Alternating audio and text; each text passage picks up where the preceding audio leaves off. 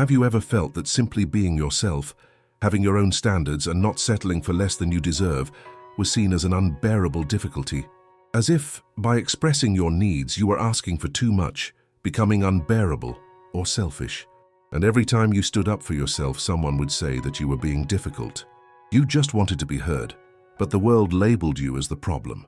It's like deep down you knew there was something more profound at play, something that had nothing to do with being difficult or having an excessive temperament, but rather with your ability to recognize what you truly wanted, what you accepted, and what you no longer accepted. The discomfort, that silent weight, grew heavier. Something inside you was shrinking under the constant feeling that you were wrong for wanting more, that your voice needed to be diminished, that your presence didn't have the right to be so strong, so firm, so clear. How many times have you asked yourself, is it me who doesn't understand? Am I the problem for expecting the bare minimum of consideration and respect? Sometimes it seemed like the answers were simple, that your anxiety was exaggerated, that the situations were normal, but the discomfort was there, silent, fed by the idea that you were asking for too much. What no one explained to you is that when you try to fit into expectations that aren't yours, the feeling of discomfort only grows. It's not a difficulty or a temperament issue. You aren't being difficult. You are being specific. And the specificity of your needs, your desires, your boundaries may have been mistaken for unreasonable demands, when in reality, it was simply your right to live according to your truth. Looking back, you may realize that the way you allowed yourself to be shaped by external norms and expectations wasn't your fault, but a consequence of the system that taught you to suppress your true essence. Difficulty was the word used to make you doubt who you really are. Yet deep down, perhaps you already knew that the feeling of not being difficult, but simply asking for something that seemed obvious, was a path you needed to start understanding differently. What happens when you decide to no longer belittle yourself, adjust, or settle for what isn't good for you?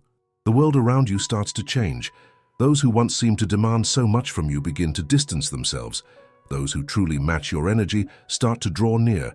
You begin to realize that the selectivity, the filter you've used throughout your journey, is not a flaw but a virtue. It protects you, it preserves your energy. In fact, you were never difficult. You were clear, specific. You chose not to relinquish your truth in exchange for approval, and that in itself is an act of power. If someone labeled you as problematic for having high standards, it was only because that person wasn't willing to look at themselves with the same scrutiny you imposed on yourself. So over time, you'll start to realize that the greatest mistake isn't having high standards, but letting go of them to fit in where there is no space for you.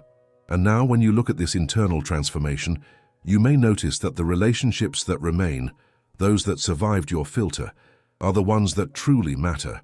Those who weren't intimidated by your specificity. Those who have the courage to see you without fear. Because, ultimately, the real difficulty is not knowing what you deserve. The difficulty lies in accepting that, for too long, you have accepted less than you should have.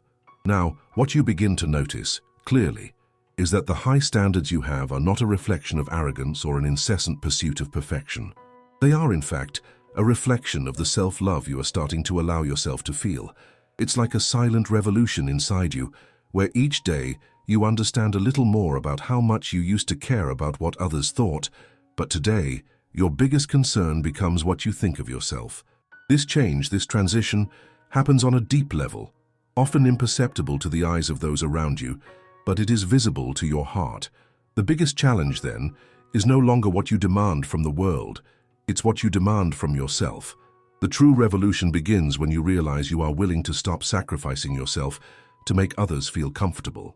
It's not about becoming someone arrogant or inflexible, but about respecting your own limits and recognizing that, by not doing so, you have deeply harmed yourself. And along the way, you have already learned that no one else will do this for you. The label of difficult that has been assigned to you has a deep root in the idea that by defining what you accept and what you do not accept, you are going against an unwritten social norm. You become a challenging figure for those who are not willing to grow, to expand, to meet your standards. But what no one has told you is that this difficulty was never yours. It was merely a projection of those who were not willing to look at themselves and question, am I up to this person? Am I capable of committing to this relationship? Can I align with this person's values? Many times you've been seen as difficult simply for refusing to bend to a system that asks you to be less, to be shaped to fit into a space that isn't made for you. And for a long time you accepted that label as if it were a curse. But over time you began to realize that this difficulty was actually your strength. Your resistance was a sign that you were starting to understand that the real difficulty wasn't in having high standards, but in letting go of them. The true challenge lay in honoring your needs. You realized that having clear criteria, knowing what you want and what you don't want, is not a luxury. It isn't something that belongs only to a small group of people or to a specific set of circumstances. It's your right, the right to respect yourself and to demand respect, to have the minimum conditions to be who you are, without having to diminish your worth to fit into any mold. And when you allow yourself to have those criteria, you start to see yourself differently. These criteria are not just a list of demands. They are a way to protect your heart, to allow what is true, what is real, what is genuine to enter your life. They are a form of deep self-care, a way for you to assert yourself in the world while simultaneously avoiding the wounds of the past, the breaks, the mismatches, the wear and tear. Have you noticed that by not making concessions, by not compromising who you are, you create a sacred space in which only what is true can exist? When you allow yourself to be specific about what you accept, what you're really saying is, I care about myself. I recognize my own dignity. What you discover in this process is that when you start to assert yourself clearly, without fear of being demanding, the people around you begin to understand or distance themselves. Not because you're being unbearable, but because they are not willing to meet you where you are. This is a significant liberation, because in the end, you realize that no one will enter your life without matching your worth. And that's not being difficult. That's being selective. That's about protecting yourself and acknowledging that you deserve what you truly desire. With each step, you'll find that the moments of rejection, the departures of people who weren't on your level, are actually doors closing so that others, more suited to your heart, can open. It's not a punishment. It's not a condemnation. It's simply an invitation for your future to be filled with more authenticity, with people who align with who you really are. And this perhaps is one of the greatest gifts you can give yourself, the freedom to be selective. And here perhaps is where you might be surprised, because the greatest fear isn't being selective.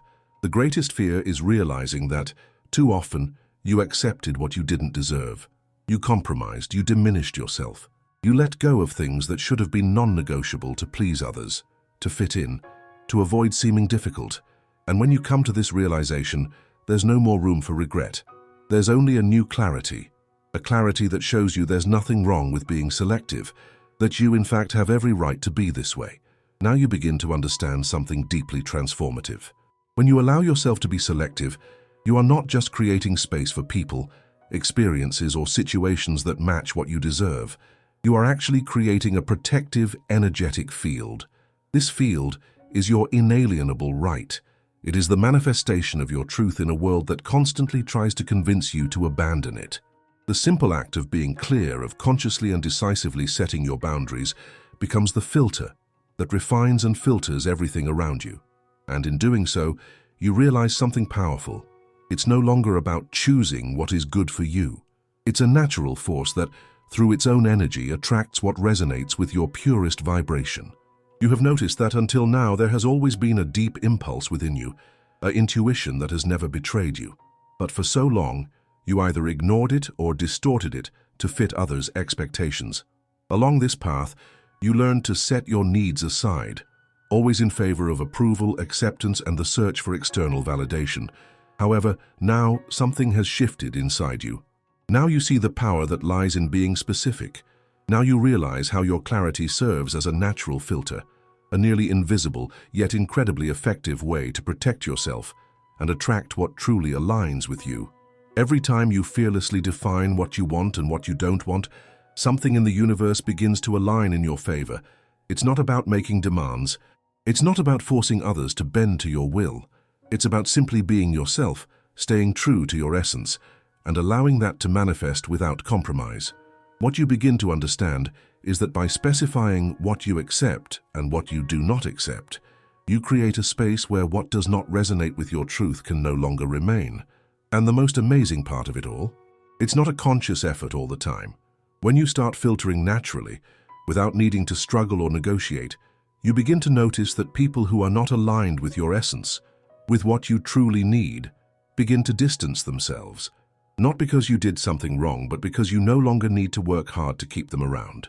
They in a natural way realize they can't meet your expectations. They might even try to adjust, try to match up, but deep down, they know they lack the foundation to truly be with you. And with this, you start to realize the following. Your selectivity, your high standards, are actually a reflection of your high self-esteem. You are simply filtering out what doesn't add value to your life. You are separating what isn't true from what is genuine, what isn't in alignment with what you deserve, from what aligns with your deepest principles.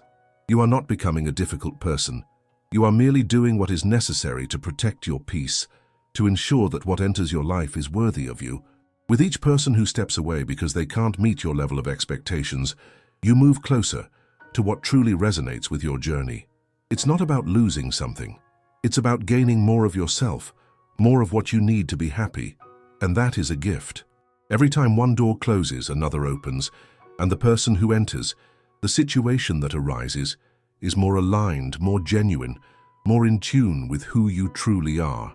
And this, when you realize it, becomes a source of relief because you start to understand that there is no need to force something or someone to fit where they don't belong. You've been through this phase before. You've experienced that feeling of trying too hard to make something work, even when deep down you knew it wasn't right. And now, with the clarity that comes from your own strength, you realize that this is no longer necessary. You no longer need to strive to please, to accept what doesn't serve you. You simply allow yourself to be, with all the truth that you carry within you. And by doing this, the people who deserve you start to appear. And this is the true magic. You're no longer searching for something or someone. You're simply being, and by being who you are, you attract everything that matches your worth. This doesn't happen by coincidence. Life, the universe, the circumstances around you, everything begins to align with your truth. With each moment, you start to realize that the old labels of difficult or problematic fall away, because now you know that being selective, being clear about what you accept, is not a mistake, it's a right. And more than that, it's the key to the life you've always known you deserved, but only now are you truly creating for yourself. And by allowing yourself to live by your standards, by filtering out the experiences and people who don't meet your needs, you begin to notice something extraordinary. You are finally at peace with who you are. And the peace you feel, this stillness within you, is the confirmation that you have at last recognized your worth. Not because the world validated it, but because you validated yourself.